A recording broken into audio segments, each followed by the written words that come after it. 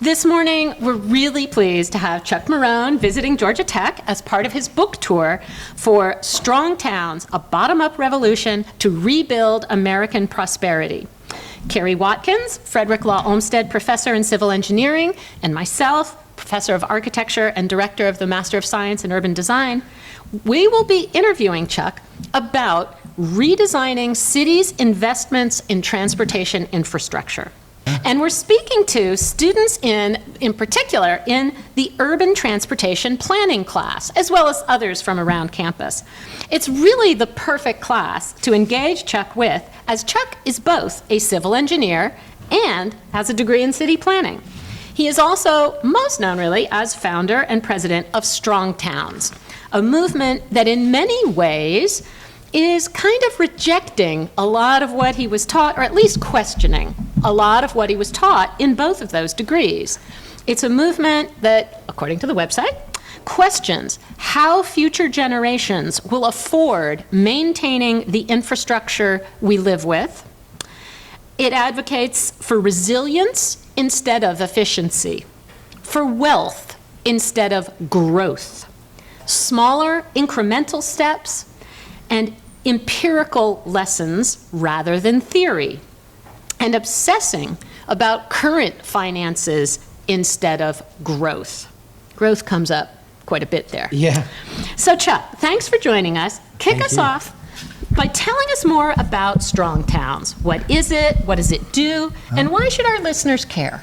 Yes, Strong Towns is really started as a blog. I started writing back in 2008 because the cities that I was working for as an engineer and as a planner were having huge financial problems. And this was before the whole Great Recession and all the shakeout. For years and years and years, I had been working in growth industries, building infrastructure, facilitating new developments, getting the new Costco, getting the new Home Depot, all that. The cities that we were working for, the faster they grew, the more their taxes went up, the more their debt went up, the more their liabilities went up, the less able they were to meet their budgets. We saw them laying off firefighters and police officers. We saw them, not maintaining parks and critical infrastructure. And so I started to write about the financial impacts of our development pattern, really as a way to explore why this was happening. That conversation took off in ways that I wasn't expecting and grew into this whole really national, but now has kind of become this international movement of people who are starting with the finances. What is a development pattern that is financially viable over time? What places do we build that has good financial productivity, where the money we're investing as a community has a payback? And then how does that correlate to places we actually want to live in, places where humans thrive, what we talk about in the book as human habitat. So our conversation is all about kind of pushing the envelope so people start to think about growth and development and investment and place building in a fundamentally different way. So before we go any further, I thought growth was, of course, what everybody wants. That's how you grow your taxes. That is how you pay for the firefighters and everybody. What do you mean? Clarify for me when you say growth is actually making us more poor. It is. It's important, I think, to understand where our growth conversation comes from. During the Great Depression, we were, and we still are, confused about what caused it. We actually don't, even great economists argue over what caused the Great Depression. There's huge books written on this from very different perspectives. We also didn't know how to get out of it. We try different things. The whole New Deal was trying all these different things to get our growth mojo back. And it really was only the end of, the World War II that created the conditions where we could get people employed and working. Well, who wants to live in war conditions all the time? Austerity, people getting killed. And so when we got out of World War II, our obsession as a nation was, how do we keep from going back into depression? How do we keep this economy with all these troops demobilizing, stopping building tanks and guns and all this stuff, and all those people now unemployed? How do we not just slide right back into depression?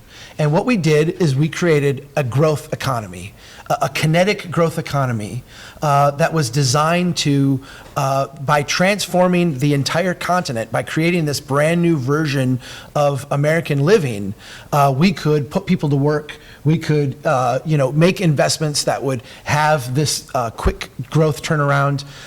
We could give everybody a share of the American dream. And for a while, it worked. It was this beautiful, beautiful thing. A lot of our models and discussions about growth come from the 1950s and 60s. And a lot of the information we use in civil engineering, the models we use there are based on observation we had in these early suburban growth days. That growth narrative has been embedded in our cultural psyche. The reality is we're so far beyond the easy pickings. When you connect two remote cities with a 4-lane highway, you absolutely transform those cities. When you add a 9th and a 10th lane to your congested beltways, it costs just as much. It's an astronomical cost. It does nothing for you.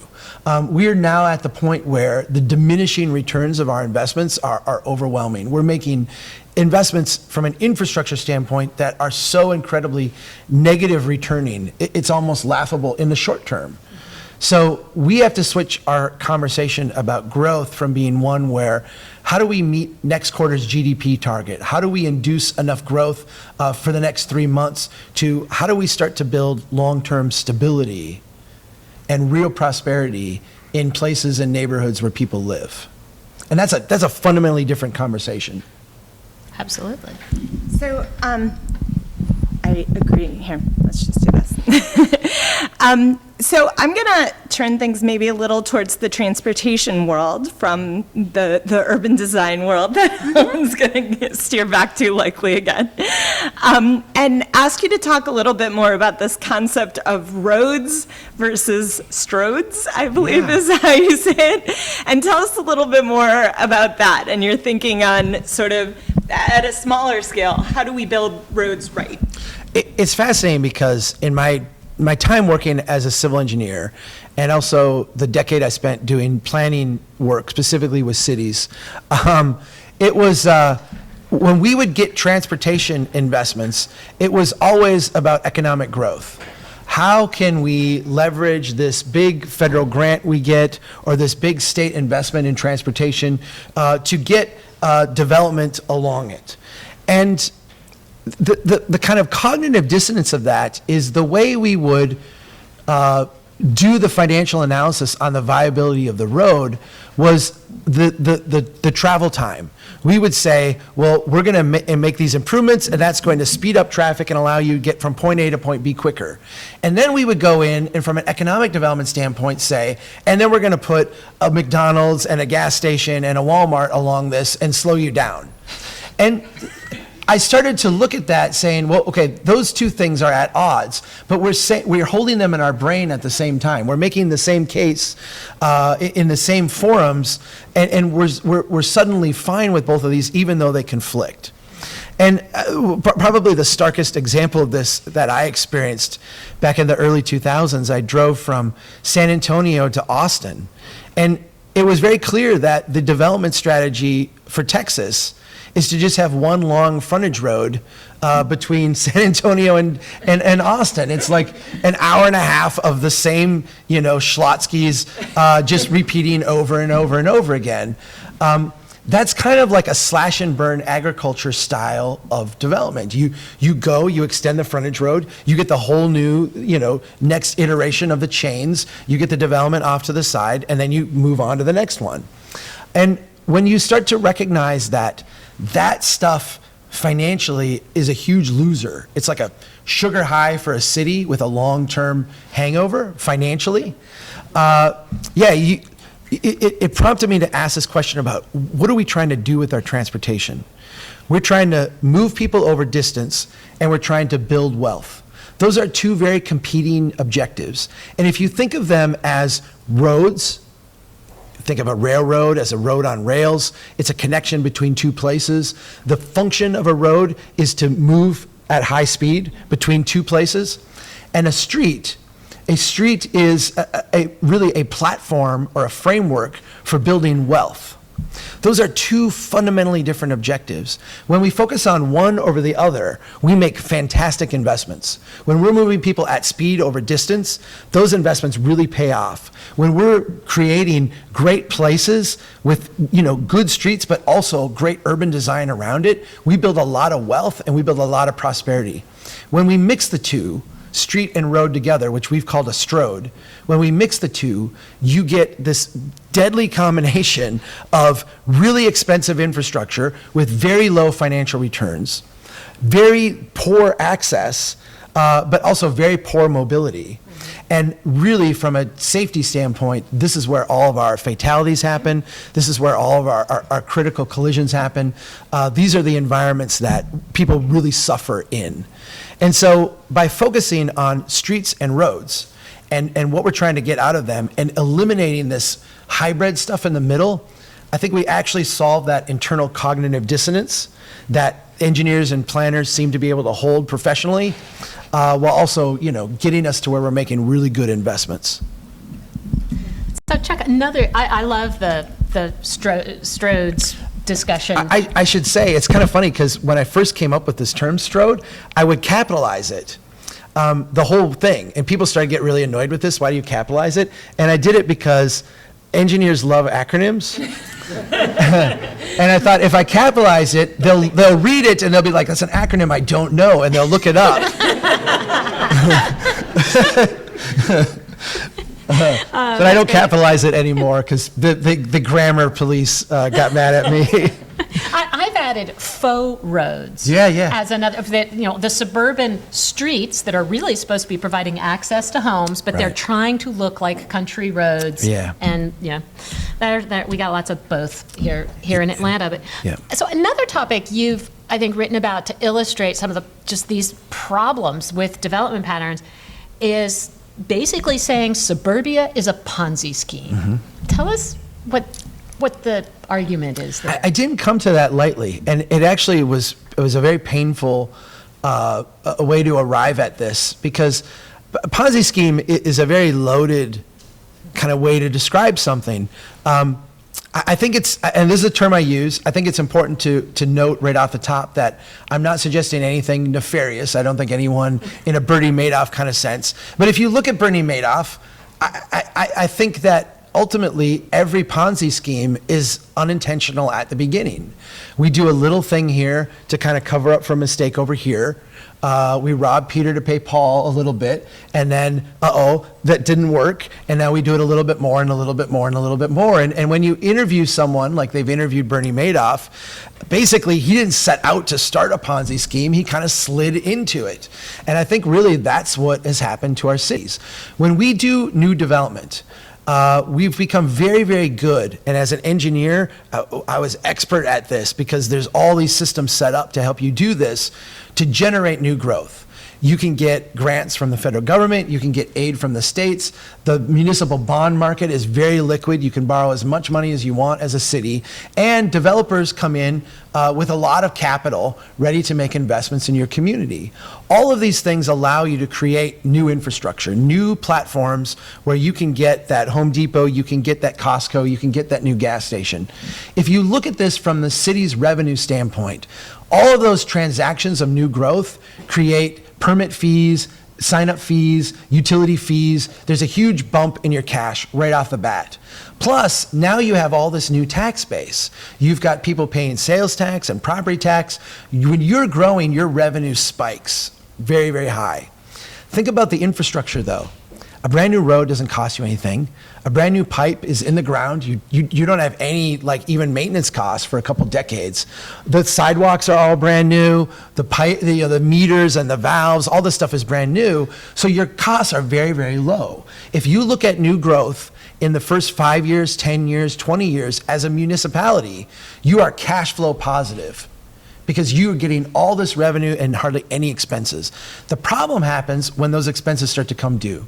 when now you've got to go out and fix that road. Now you've got to go out and repair those sidewalks. Now that pipe is settled and you've got to get it cleaned out or replaced or what have you. And what you see is that the costs of doing that absolutely overwhelm all the revenue that you brought in. You go cash flow negative very, very quickly. And so what do we do as cities? We go more. The answer is to go get more growth. Because the more we can grow, the more cash we'll have, and the more we can take care of these promises that we made decades ago. And this is that mechanism of a Ponzi scheme. Because what we see is that with post-war development, cities experience generally a generation of growth where everything is brand new, everything looks good, they're the hot new place to be. Then they'll go through a generation of stagnation or hanging on, where debt levels go up, stuff starts to break down, maintenance is deferred, you try to hang on and kind of keep things in place. And then you have a generation where you deal with rapid decline. We can look at a city like Ferguson, Missouri, which in the 1950s was the hot suburb of St. Louis. All the affluent white people wanted to live in Ferguson. Over time, other places became the hot new place as Ferguson entered that second life cycle and all the bills started to come due. What happened to the affluent people? They picked up and they moved. And now you have a city of declining affluence. At the same time, you have rising costs and expenses. And it becomes this like toxic stew of a desperate government trying to make ends meet with a population, a tax base that is not up to the task, literally by design. Like it's not the people's fault there. This place was designed to decline. And you wind up in this kind of predatory environment where we have to fine people for living in order to balance the budget next month. And that's the sad outcome that we see in more and more places. Now, all right, so the problems are huge that are facing us. So much of we built so much in the 50s, 60s, 70s, and yeah, the bills coming due. How should we be redesigning cities' investments in transportation infrastructure? What is the next generation? What are these guys going to? What should they be doing? Yeah, I'm thankful for the opportunity to come here because every time I get a chance to talk to students, I feel like it's a very important thing to do. I will say this, and this doesn't jive with reality as we experience it today, but I think that it will very shortly, and if not, it really should. We're done building big infrastructure.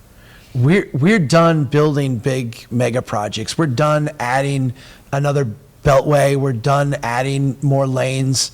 We're not making very good use of everything we've already built. The idea that we would go build more, I was in Tennessee yesterday, and the former DOT commissioner there, I can't remember his name now, he was a great guy. He said, why would we build, he went to the legislature and he said, why would we build an addition onto our house when we have a leaking roof?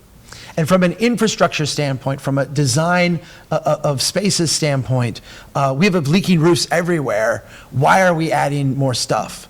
Just yesterday, and I don't know if you saw this, but Transportation for America, one of the largest advocacy groups for transportation in the country, really the only, I think, credible one that isn't tied into contractors and unions and petroleum and all the people who basically do the transactions of growth. They're purely an advocacy group, said we're now against Congress adding any more money to transportation until we get some massive reform.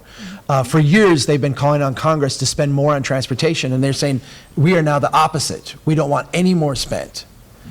I think that the challenge we face, and really the challenge that you as students are going to inherit, is not how do we build the next thing, but how do we go back and make good use of everything we've already built. If we look at a city like Detroit, which really is the model, they developed the model in the teens and 20s that every city then adopted after World War II for how to use the automobile, how to deploy the automobile in your city to create this kind of kinetic growth model. And Detroit, a couple decades ahead of everybody else, has kind of reached the destination. When you spread everything out with enormous cost and denude your tax base, you go broke very slowly and then all at once. What we have to do, the challenge we have, is before we get to that all at once point, start to go back now and say, how do we thicken up this neighborhood? How do we make more out of this investment? How do we take this place that is kind of denuded and struggling and actually inject life back into it? This is where your work, Ellen, has inspired me, because it's not a skill set I have. It's not like something I was trained to do, but the idea of going back into places that were designed for kinetic growth, just slash and burn, build, and now saying, we got to make this into a place that people would love and people would want to take care of and has value. To me, that's where we're headed as professions. That's where the value added that you're going to get paid for to do is. So that was actually a great segue for what do we do within the educational system so that we can prepare these guys? I mean, you happen to be doing this talk at an Institute of Technology, talking to a room full of urban design, city planning, and civil engineering students, and I'm actually one of the people in our department tasked with rewriting our curriculum so that we can address, especially at the undergrad level, the skills that folks need to be able to enter this new world that you're talking about and redesign how we're designing cities. Yeah. So what kind of things, if you were rewriting the civil engineering curriculum or the planning curriculum, what kinds of things would you interject into it? What should these guys be looking for to supplement their education? I'm going to draw a parallel to medicine right now. When we look at the practice of medicine, what we see is that doctors were trained in biology, in how to, do the functions of medicine. They were taught humans as essentially machines, and here's how you have a heart problem, here's how you fix it, that kind of thing. They weren't necessarily taught bedside manner.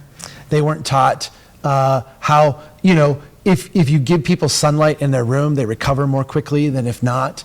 They weren't taught like the elements of human psychology, which have a bigger impact on healing than any medical intervention would.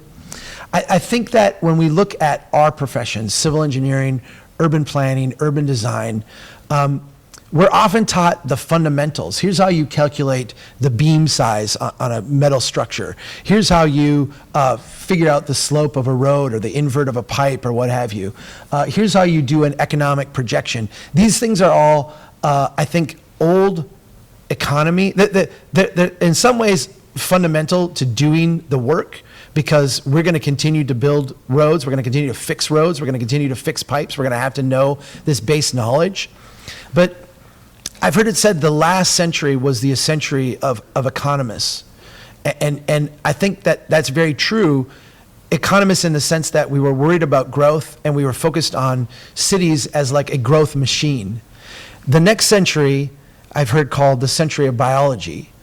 And what that is, I think, inferring is a transformation in our thinking from machines to complex adaptive systems.